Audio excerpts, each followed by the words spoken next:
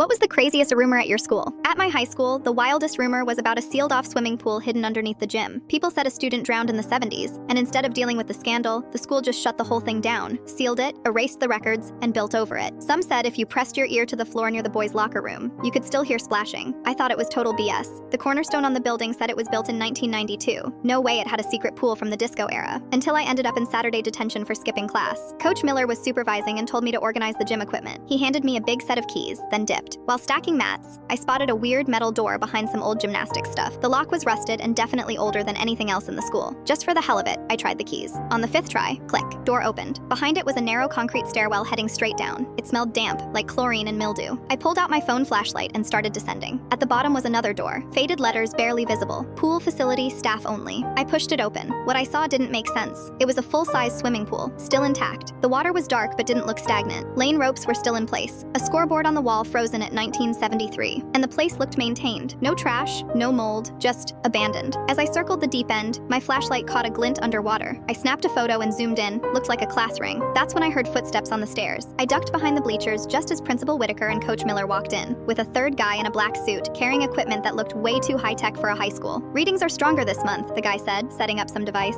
Whitaker sighed. Can't we just drain it? It's been 50 years. The suit guy shook his head. The agreement was clear. Maintain the site, keep it sealed, and you get the funding. Coach Miller looked at the door. Someone's been in here. Check the cameras, Whitaker snapped. If it's a student, we'll handle it internally. The suit guy smirked. Like you handled Jason Mercer in 73? That worked out real well. They took some water samples and left. I stayed hidden until the coast was clear. That night, I looked up Jason Mercer and our school name. Nothing. Our online archives only went back to 1993. I texted my friend Ellie about it, sent her the photo of the pool. She called me instantly. Delete that, now. Her dad worked construction when the school was built. Said guys quit mid-renovation because of what they found. The district paid off the crew and gagged them. Next morning, my phone was wiped. Factory reset. All photos, texts, gone. Later that day, Whitaker announced a mandatory assembly about respecting restricted areas. Coach Miller pulled me aside. Detention again today, different task. That afternoon, I found a note in my locker. The water takes what it wants. Don't be next. Yeah, I skipped detention. Instead, I went to the public library. Their archives went back further. Still no record of a drowning. But I found something strange. The school property was purchased in 1991 from Mercer Pharmaceuticals. As I was leaving, this old librarian grabbed my arm. You're from the high school, aren't you? Looking into the pool? She looked around nervously, then whispered, they didn't drown him. That boy was pushed. I was there. And it wasn't water in that pool. Before I could ask more, her supervisor called her away. That night, someone broke into my house. My parents' home office was torn apart. Nothing stolen, just trashed. Next day, I got called to the counselor's office. Sitting there was a woman I'd never seen. Dr. Mercer, she said, from the district. I understand you've been asking questions. She slid a folder toward me. We have a special internship for curious students like you. Full scholarship included. Inside, an acceptance letter to something called Mercer Institute of Science.